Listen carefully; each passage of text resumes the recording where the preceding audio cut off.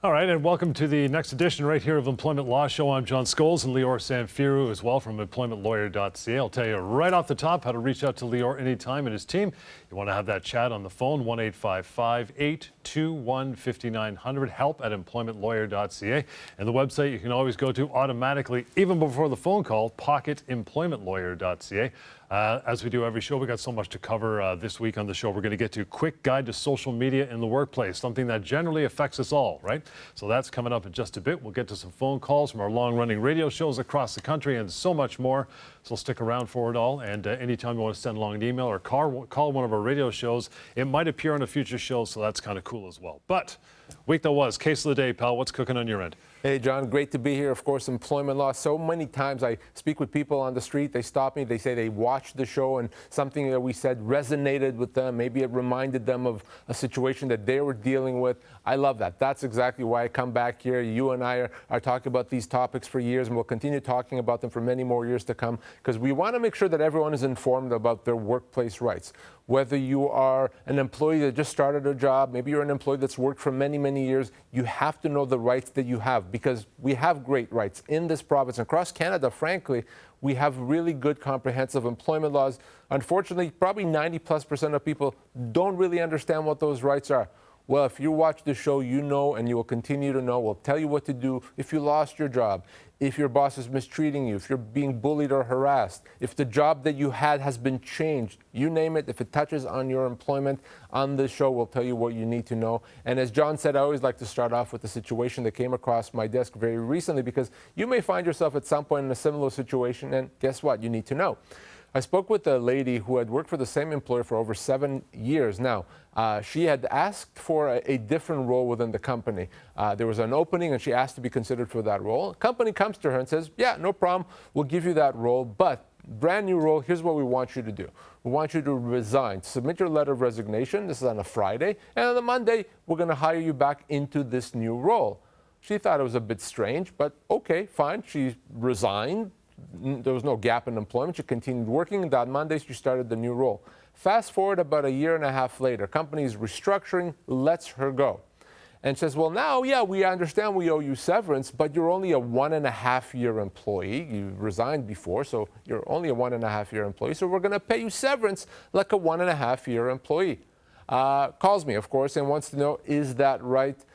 No, it's not right. It's not even close. Your employment doesn't just start at zero if there's no gap in employment. If the company wants you to resign and you resign because they tell you and then you get rehired, that's nonsense. That's not going to change your seniority. That's not going to mean that you're starting at nothing. She is now, in fact, a 9-year employee. She's going to get severance like a 9-year employee. So I wanted to make clear that you understand, if there's no gap in employment, I don't care if they say that they let you go and they rehired you, or you quit and then you came back. Doesn't matter. If there's no gap, your seniority doesn't start. Frankly, even if there is a gap, in most cases, that gap may be disregarded. It's very difficult for an employer to say that your seniority started again at zero, unless you were gone for a long time, unless something very significant happened. And that can make all the difference when it comes to your severance. For her, it's the difference between getting maybe 2 months severance and getting 12 months severance. Very important, so keep that in mind. As far as small gaps considered, Lior, what kind of leeway do you have there? A few days, couple of weeks, maybe?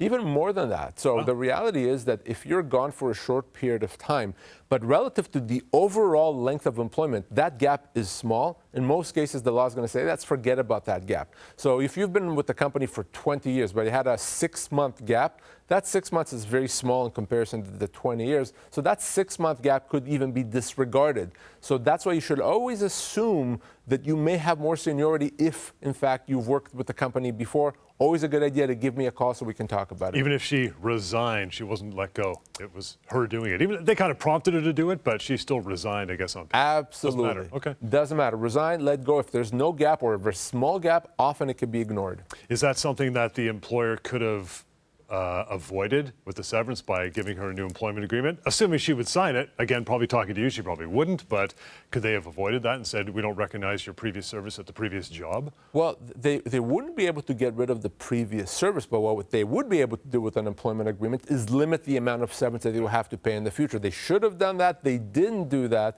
and they thought that just by having her resign, all of a sudden, magically, she's a brand new employee. She's not, so she's going to get 12-month severance. As we mentioned, employmentlawyer.ca, great website to start off on. You can find our media page there and find a radio station pretty much across the country that carries our radio show right here in the GTA in Toronto as well. Get a lot of phone calls on the show. People participate. They want to know things. It's a good way to get some quick answers. You can do that any night of the week that we have the show. And we take some of them, we play them back here, Lior. We'll get to our first call right now. So I was let go last Thursday, and they gave me until tomorrow to sign the severance papers, which gave me 2 weeks severance for being there for 4 years almost. If I don't respond by tomorrow, do I lose out or? What kind of a job? What were you doing, and how old are you? I'm 53, and it was a manager of an admissions department, so middle management. So this is so ridiculous. He gets offered a terrible severance offer. We'll talk about that more in a second. But then he's given this deadline. By the way, to accept this horribly terrible severance package, you better sign by Friday or you're not even going to get that. Well, nonsense. It doesn't work that way. I get calls like that all the time. My deadline is today or tomorrow. What do? I'm afraid of not signing it. Well, what I told this person on air, what I'm going to say to you right now on TV is this. Don't worry about it. Your legal rights don't expire on that Friday or whatever the deadline is that the company gave you. You have to make sure you get what you're legally owed. So don't worry about that deadline. Let's use this particular situation as an example. This guy was offered 2 weeks severance after 4 years of employment. That's not even close. Let's use our severance calculator tool and see exactly how much he should have been receiving. We're going to go to pocketemploymentlawyer.ca, use the severance calculator tool, and let's see what this all tells us. So 4 years, 53 years old, in a middle management position, was offered 2 weeks severance. Are you kidding me? Well, you see right there, he's owed around 8 to 9 months, not weeks, months of severance. That's a massive difference. That's a wrongful dismissal. That's why, John, that deadline is completely irrelevant. Is that 2 weeks even up to employment standard minimums? It's an insult to employment standards. Yeah, right. No, it's illegal in every way, shape, or form. Yeah. And to make that also contingent on a deadline, ridiculous. We get to another phone call. We do two right now. I want to get to our next one, another one after the break, but let's see what we got in store with this next phone call, Lior. I signed an employment contract, and in the contract there was a clause that stated that in the event that I should be terminated or dismissed or whatever, that the Employment Standards Act would apply. So my question to you, if that's the case and I sign this contract, can I resort to common law to get some severance? So it's a great question. It's an important question for individuals to ask, and here's why, John. Employers are starting to understand that there's ways to minimize severance. It's really the best way for the employer is to have a term in an employment agreement that limits that severance, limits it potentially to the statutory minimums. And that could mean the difference between getting 4 weeks severance and getting 16 months severance, as an example. But here's the good news. In many of those cases, for various reasons that I don't need to get into right now, in many of those cases where the company has tried to limit severance, they haven't been able to do that. I'm going to say that in probably 75–80% of cases where the company has a term trying to limit severance, it doesn't do so effectively. That means that the person is still owed full severance. Now, you have to be careful. You don't want to just sign off on these employment agreements thinking, well, I'll be able to get around it down the road. But if you did sign a contract and that contract does try to limit your severance, we still may be able to get you your full severance. Always. I don't care what you signed. I don't care what your employer is saying that you're owed. You have to give me a call if you lose your job. Is it because of the way it's drafted, the verbiage, or maybe they downloaded some sort of severance template off of Google? Is that where the problem lies generally for the employer? The verbiage is a big part of it. Our courts have said that in order for an employment agreement to limit someone's entitlements, it has to be drafted in a very certain way and say certain things in a certain sequence. And if it doesn't do all those things perfectly, it's not going to be enforceable. And in many cases, employers don't do a good job. There's mistakes which makes it unenforceable. And there's other reasons why as well it may not limit severance. So bottom line, in 80% of the cases, it's not actually limiting severance. We'll take a short break, and when we come back, another phone call and a quick guide to social media in the workplace. You want to pay attention to that. In the meantime, the number to reach out anytime, 1-855-821-5900, help@employmentlawyer.ca. We'll continue. Lots more. The Employment Law Show is just ahead. People think contractors aren't owed severance. EmploymentLawyer.ca says that is a myth. Many contractors are actually employees and are entitled to full severance pay. Always check with the employment lawyer first at EmploymentLawyer.ca. How do you force insurance companies to pay long-term disability claims? Insurance companies deny legitimate claims all the time. They're playing the odds. They know that most people are just going to walk away. Your insurer may ignore you, they may even ignore your doctors, but they can't ignore us. We know how insurance companies work. We know their weaknesses. We know how to use the legal process to force them to pay you what you're owed. Go to disabilityrights.ca. Discover your rights, fight back, and get what you're owed. People think you are only owed 2 weeks' pay when you lose your job. EmploymentLawyer.ca says that is a myth. You may be owed much more than 2 weeks per year. Don't settle for less. Always check with the employment lawyer first at EmploymentLawyer.ca.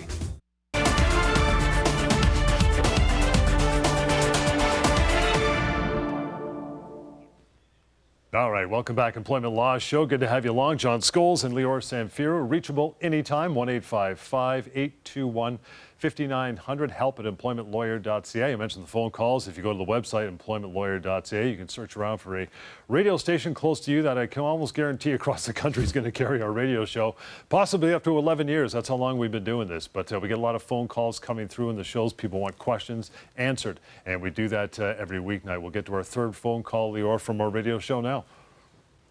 Worked for a very large company for 26 years. I'm 58 years old. I hold a high managerial position. On one of our inspections, I was in the kitchen in one of our establishments, and I slipped on some oil, sustained an injury, was off work for a few months. The return to work specialist said I was to return to work, and within half an hour of returning to work, I was let go with a severance package.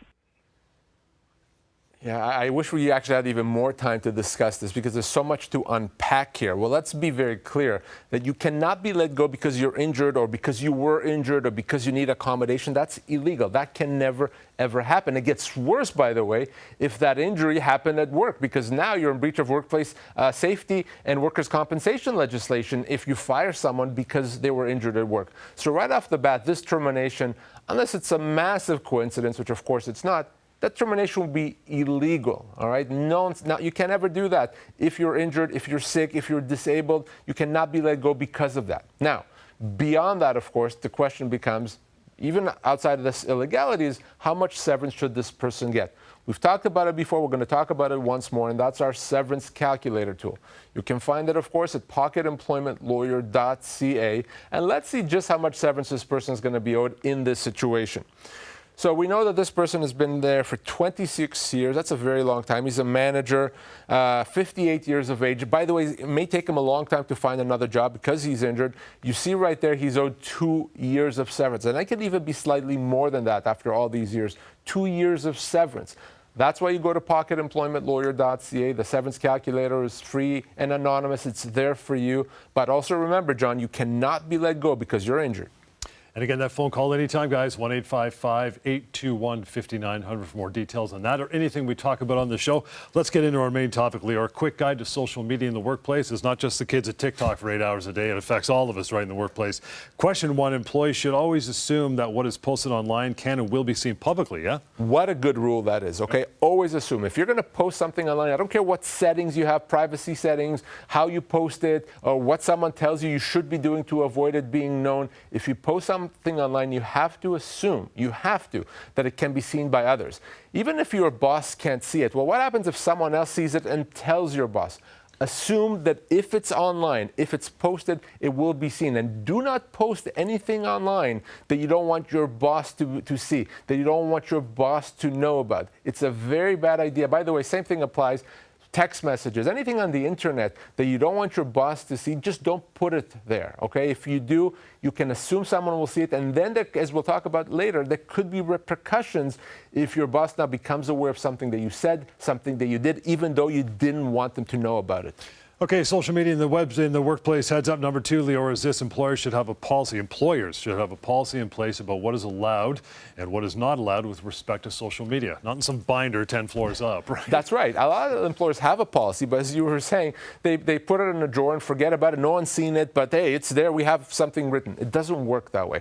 An employer that wants to control social media use in the workplace, when you can use it, can you use it, what you can do with it, has to have a policy, a written policy. That policy has to be communicated to the employees. They need to know, they need to see it, and you need to reinforce that every once in a while. So if you hired someone, you showed them the policy, and that they're 10 years later, they don't recall anything about it, that's not very effective. So yearly, maybe every 2 years at most, you have to remind people of that policy and tell them, here's what you're expected. And remember, if you're going to try to punish an employee, to let them go, to discipline them for breach of a policy that you, the employer, didn't do a good job communicating, that discipline is not going to be valid. If you try to let someone go, that's going to be a wrongful dismissal. So a policy is important for an employer. If you breach the policy as an employee, make sure that you had an opportunity to understand it, to read it, to review it. And if you didn't, you may have been wrongfully dismissed. And it's one of those cases where the employer should have you read it and sign off that you've done it, right? Absolutely, so that there's no question later on that actually happened.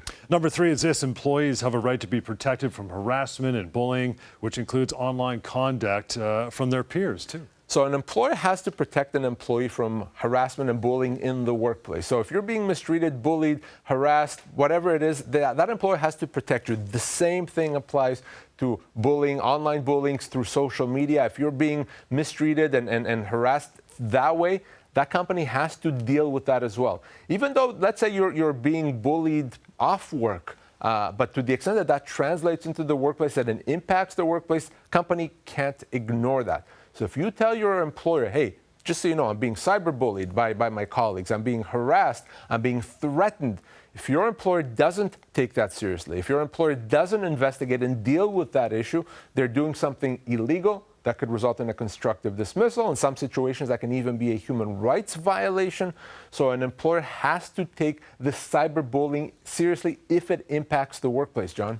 We are talking about social media in the workplace. A quick guide for you this week. Number 4 is employees can be penalized for their behavior on social media, particularly content that will reflect negatively on their employer. So I started off by saying that an employee should always assume that whatever they post online can be seen by others. Well, what flows from that is if you say something that can reflect badly on your employer, yeah, you can be penalized for that. If you say something that that it's insulting, demeaning, degrading to your employer, well, it's as if you said that to them in person, or it's as if you posted it in a public place. Can't do that. So you can be penalized potentially for what you post online. Again, regardless of those privacy settings that you have, so always be mindful of that. Don't put yourself in a situation where the employer finds out you did something that you wouldn't have otherwise wanted them to know. Let's get to number 5, last one for the show, Lior. An employee's conduct on social media does not necessarily trigger a termination for cause, meaning severance can be still owed. So I just said that you could be penalized, disciplined for what you do online.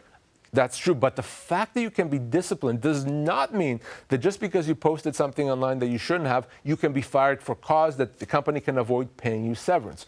Remember, it's extremely difficult to avoid paying severance. It's extremely difficult to fire you for cause. So it's not enough that you did something wrong. The company would have to show that it's so bad that there's just no possibility to employ you. So doing something wrong, including posting something online on social media, does not mean that you can just be fired. In many cases, maybe even most cases, you're still going to be owed your full severance. For more details on any of this, you can always reach out to Lior and his team. In fact, they do a lot of live streaming on YouTube and Facebook as well, which is where we're going to go after a short break, so stick around for that. The number, anyway, is 1-855-821-5900 and help@employmentlawyer.ca. It's the Employment Law Show. Lots more of it's coming right up. Hang in there. People think you have to sign back a severance offer by a deadline. EmploymentLawyer.ca says that is a myth. Deadlines are used as a pressure tactic. Make sure the offer is fair before you sign. Always check with the employment lawyer first at EmploymentLawyer.ca. Can insurance companies deny long-term disability claims for mental illness? When you're suffering from a mental health disability, insurance companies just don't understand. But we do. They can absolutely not force you back to work. If your doctors say you are not ready and you know you're not ready, they cannot make you go back to work. If you have a mental health disability and your claim is denied, don't give up. Give us a call and let us fight for you. Go to disabilityrights.ca. Discover your rights, fight back, and get what you're owed. People think you aren't owed severance pay if you are fired for a reason. EmploymentLawyer.ca says that is a myth. Most for-cause terminations are false, and you are still owed full severance. Always check with the employment lawyer first at EmploymentLawyer.ca.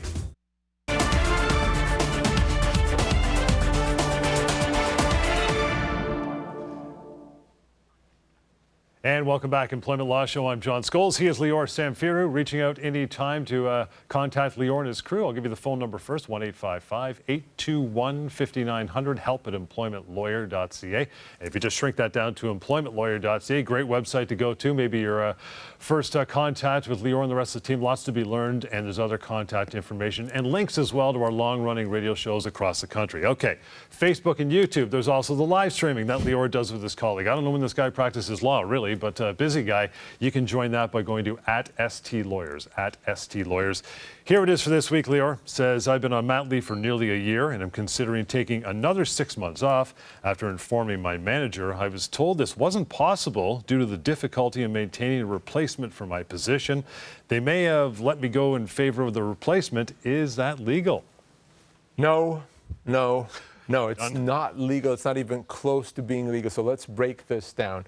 You can now be off on a job protected leave, John, for up to 18 months. 18 months. Now, that used to be 12. It was increased a few years back to 18 months. That means you may have thought initially you're going to go for 10 or 12 months, and you can then extend it up to 18 months. That means your job is protected. Your employer can't say, well, we only have a replacement for 12, so you're out of luck. Now we're going to let you go. Can't do that. Now, if you wanted to extend it to 20 months, that may not be possible. At that point, the company says, we don't have to keep your job for that long. But for 18 months, they do. And if they fire you because you wanted to take your full 18 months, number one, wrongful dismissal, of course. Number two, employment standards violation. Number three, human rights violation. Can't do it. Illegal, all right? Now, it's always a good idea. If you're going to extend your parental leave, give your employer as much notice as possible so that they can plan for that.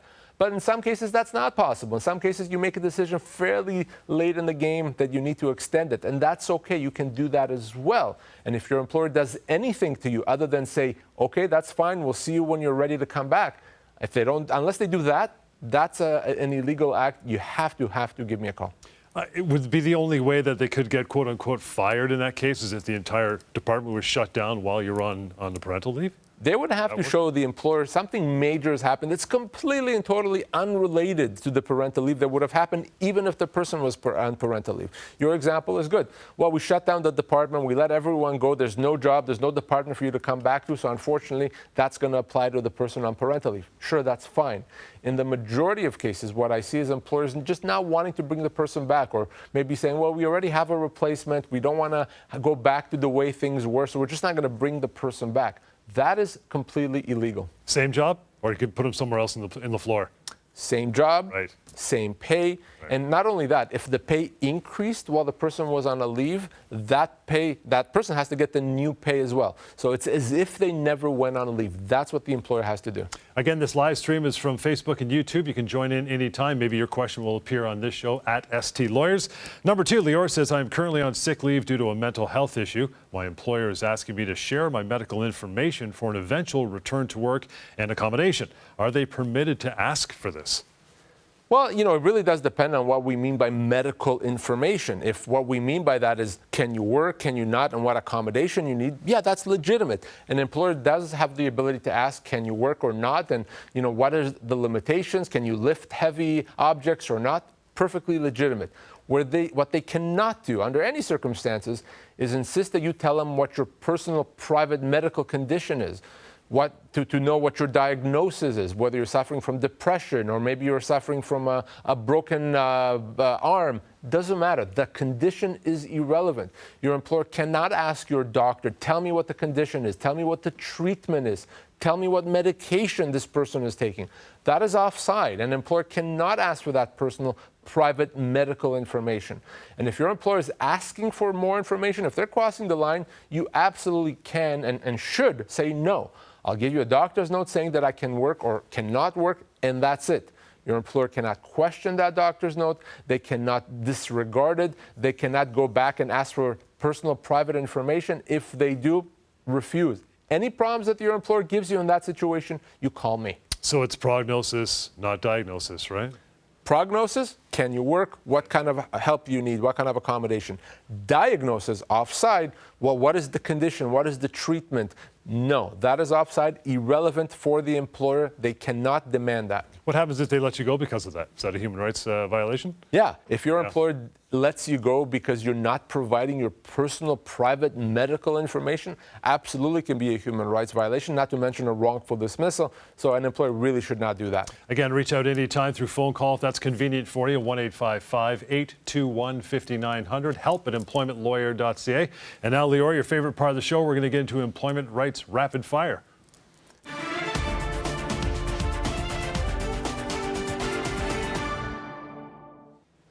Okay, here we go. Number one, can employees be forced to resign or retire? Get out. No. By definition, John, a resignation is something that the individual does voluntarily and unilaterally. So by definition, when you're told you have to retire, you have to resign, it's no longer a retirement. It's no longer a resignation. It becomes a termination. Can never be forced to retire. Especially for age, correct? For age, that's a human rights violation, age discrimination. But really, for any reason, maybe you got into an argument with your boss and they say, well, we demand your resignation in the morning. No, you're not going to give them that. And if you do, it's still a termination because you're not doing it voluntarily. We've seen this one happening a lot over the past 3 years with COVID, Lior. Next rapid fire question, can employees be demoted?